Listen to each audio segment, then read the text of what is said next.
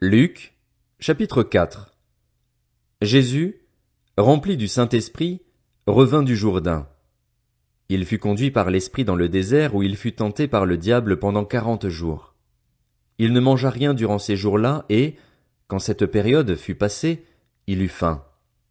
Le diable lui dit, « Si tu es le Fils de Dieu, ordonne à cette pierre de devenir du pain. » Jésus lui répondit, « Il est écrit, l'homme ne vivra pas de pain seulement, mais de toute parole de Dieu. » Le diable l'emmena plus haut, sur une haute montagne, et lui montra en un instant tous les royaumes de la terre. Puis il lui dit, « Je te donnerai toute cette puissance et la gloire de ces royaumes, car elle m'a été donnée, et je la donne à qui je veux. Si donc tu te prosternes devant moi, elle sera toute à toi. » Jésus lui répondit, « Retire-toi, Satan.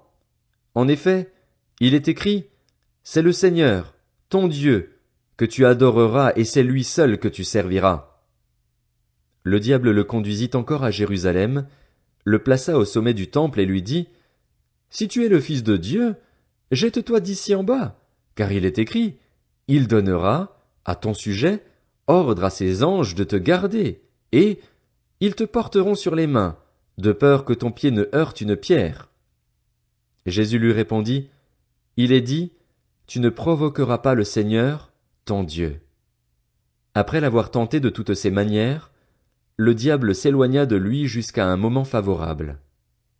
Jésus, revêtu de la puissance de l'Esprit, retourna en Galilée, et sa réputation gagna toute la région.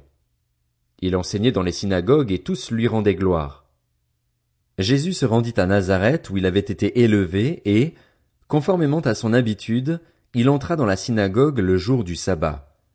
Il se leva pour faire la lecture, et on lui remit le livre du prophète Ésaïe.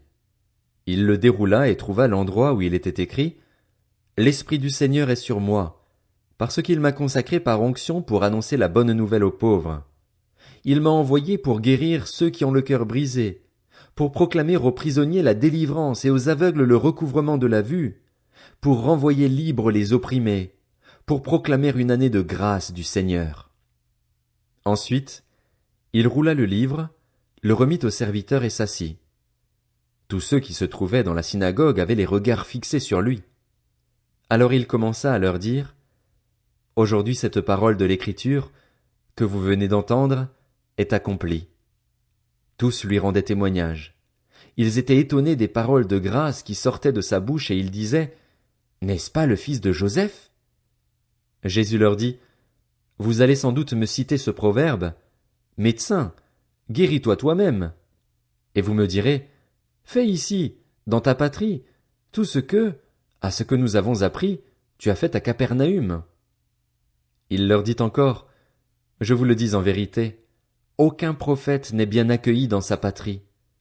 Je vous le déclare en toute vérité, il y avait de nombreuses veuves en Israël à l'époque d'Élie, lorsque le ciel a été fermé 3 ans et 6 mois et qu'il y a eu une grande famine dans tout le pays. Cependant, Élie n'a été envoyé vers aucune d'elles, mais seulement vers une veuve de Sarepta, dans le pays de Sidon.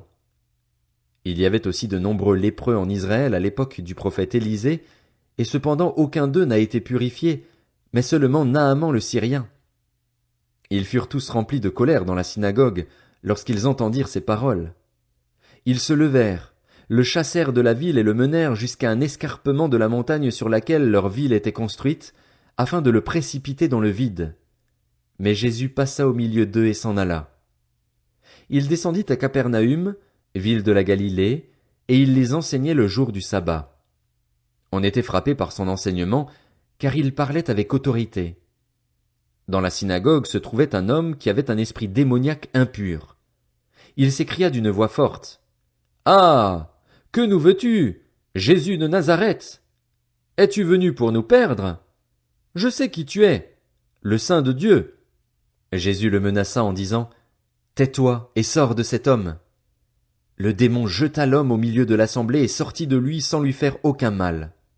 Tous furent saisis de frayeur, et ils se disaient les uns aux autres, « Quelle est cette parole?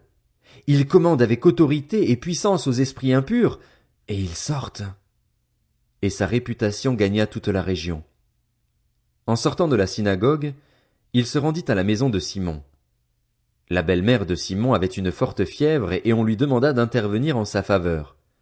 Il se pencha sur elle, menaça la fièvre, et la fièvre la quitta. Elle se leva immédiatement et se mit à les servir. Au coucher du soleil, tous ceux qui avaient des malades atteints de diverses maladies les lui amenèrent. Il guérit chacun d'eux en posant les mains sur lui. Des démons aussi sortirent de beaucoup de personnes en criant et en disant « Tu es le Messie, le Fils de Dieu !» Mais il les reprenait sévèrement et ne leur permettait pas de parler, parce qu'ils savaient qu'il était le Messie. Quand il fit jour, il sortit et se retira dans un endroit désert. Une foule de gens se mirent à sa recherche et arrivèrent jusqu'à lui. Ils voulaient le retenir afin qu'il ne les quitte pas, mais il leur dit « Il faut aussi que j'annonce aux autres villes la bonne nouvelle du royaume de Dieu, car c'est pour cela que j'ai été envoyé. » Et il prêchait dans les synagogues de la Galilée.